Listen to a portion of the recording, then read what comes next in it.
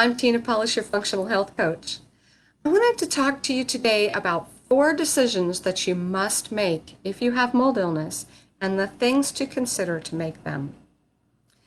I was born with mold illness as I was conceived in a moldy home. It took forever, it seems, to figure out that mold illness was what I had. So, most of my life I have moved not realizing that the place that I lived in was moldy, and they were mostly rentals, so remediation on my part was not an option. I know that moving seems daunting, especially if you're in an area that has lots of moldy homes like I was. Maybe you just love your home. It's your dream home. Of course, this only applies if you have mold in your home. So how do you know if you have a mold problem in your home? About 25% of the world's population has the genetics to be sensitive to mold, but the rest of the population will be susceptible also if there's enough mold. I'm one of the 25%. So mold in the home can be a really big problem for all, depending on the amount present. And it's important to keep the molds down at a level that will not affect even the most sensitive person in the home. Moisture is the pivotal factor for mold problems in buildings. Homes can have this moisture in many different ways. It only takes a little as 60% humidity to cause a mold growth problem. Ideally, humidity in the home should be kept around 40%. People exhale about a quart of water a day. Then you put that together with the humidity from cooking, cleaning, bathing, and you have about a gallon of water vapor for each person every day.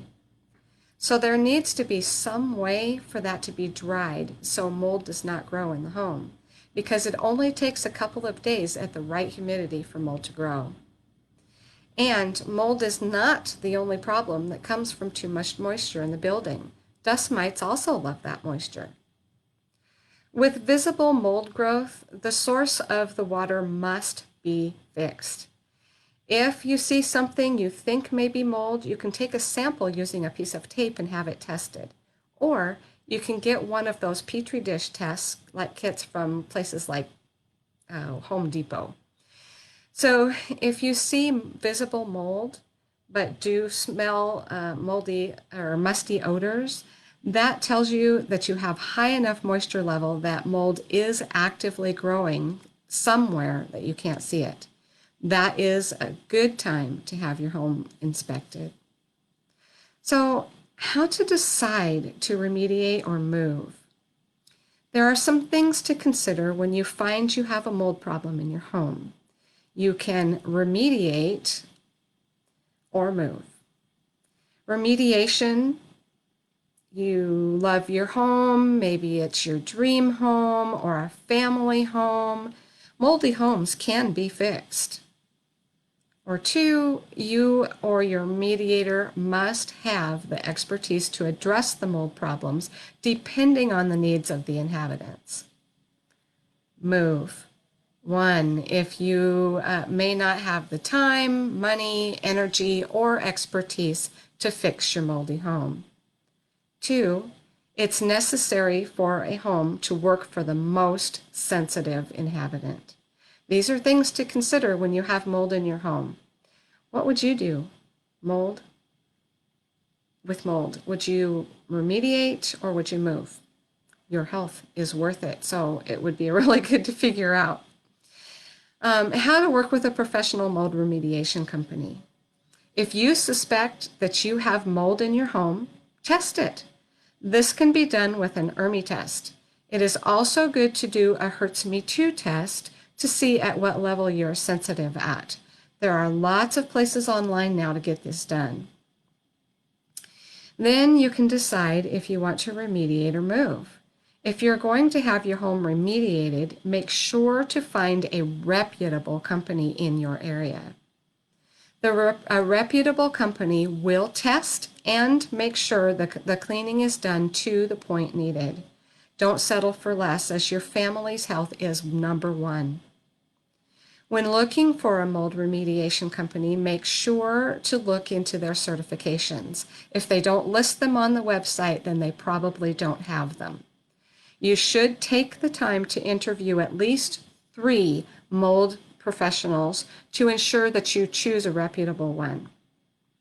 Some questions that you should ask would be, and these need to be answered yes. 1, is the mold remediation company prepared to give you a written contract or change order? 2, is the mold remediation company prepared to provide you with a remediation plan? 3, is the mold remediation company prepared to provide you with a post-remediation report from retesting? 4, is the mold remediation company willing to provide you with referrals and their contact details? And 5, does the mold remediation company carry insurance? There are more questions to ask. I do provide these in my program, Mold Illness Mystery Solved, and you can contact me if you want more information on this program. How to prevent mold from coming back after remediation. The first things that you need to do to prevent mold from coming back is to decide that you are going to do what it takes to make that happen. You must be faithful to do these things. Keep dry. To prevent mold growth, you must keep the moisture level down. There will always be mold spores and fragments in your home, but unless they have enough moisture, they will not grow. So provide ventilation. If you have a leak, get it dry fast. And you can even dehumidify if necessary. Keep it simple.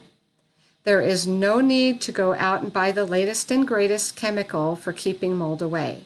The best way is just to keep a good air purifier.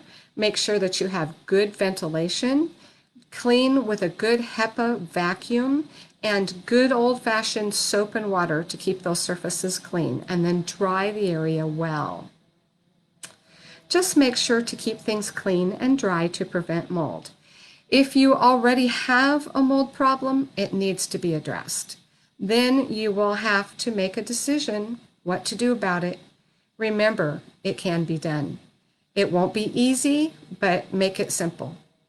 If you have a mysterious illness and have seen mold in your home or workplace and want to regain your strength and energy so that you can live a purposeful life again, click on my scheduler and get a complimentary consultation with me today.